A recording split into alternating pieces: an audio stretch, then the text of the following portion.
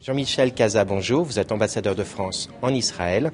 Pouvez-vous nous présenter les différents moments de cette visite d'État du président Sarkozy? C'était d'abord pour le président de la République qui est un ami d'Israël, qui s'est toujours affirmé, qui s'est toujours revendiqué, qui a toujours assumé d'être un ami d'Israël, de venir ici, sur place, dans ce pays qu'il aime, renouveler l'amitié, le lien fort entre la France et Israël, dire à ce pays, à ce peuple, l'admiration qu'il lui voue depuis toujours, les liens qui lient la France et le peuple juif, une très longue histoire.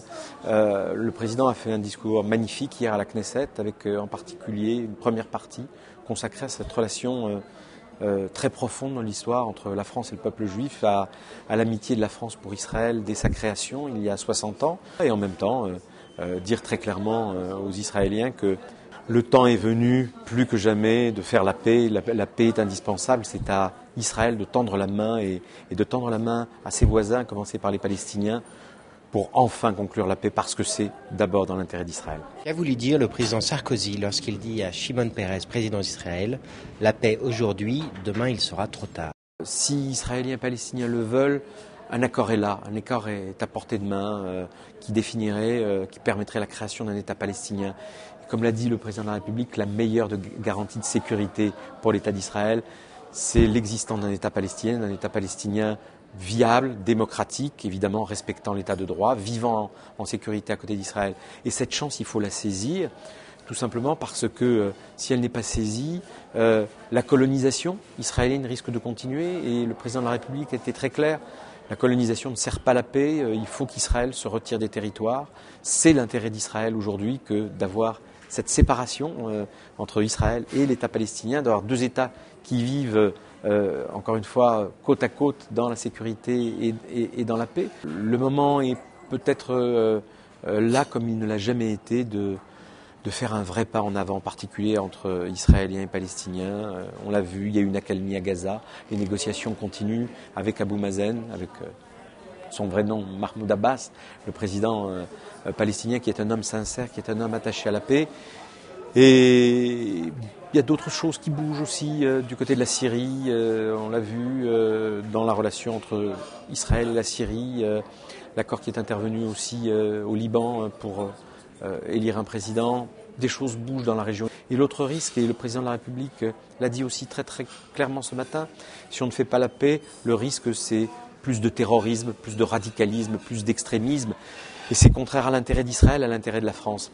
Comment est-ce que la France, en 2008, sous l'impulsion du président Sarkozy, participe à la paix au Proche-Orient? La France prend dans 8 jours la présidence de l'Union européenne.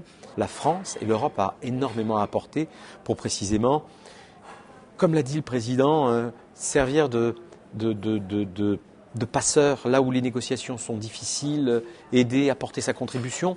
Et puis comme il l'a dit aussi très clairement à la Knesset, que l'Europe, la France puisse apporter des garanties à un accord de paix, le déploiement d'une force internationale pour aider les Israéliens à se retirer des territoires palestiniens, aider au relogement des réfugiés palestiniens, toutes ces choses dont les deux partenaires qui sont seuls responsables pour faire la paix, mais toutes ces choses dont les deux partenaires auront besoin pour accompagner l'accord de paix et pour qu'il soit mis en œuvre. Quels sont les domaines permettant une progression de la relation bilatérale?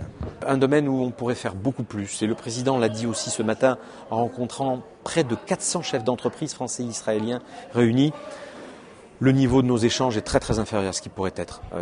2,5 milliards d'euros entre la France et Israël, c'est presque rien compte tenu du développement, du niveau de développement de ces deux pays, de la formidable capacité d'innovation de l'économie israélienne, du dynamisme de l'économie française, et les deux pays ont énormément à faire dans ce domaine, y compris, et le président y tient beaucoup, pour accompagner aussi sur le plan économique ces grands projets de paix au Proche-Orient. Pouvez-vous nous présenter la communauté française en Israël?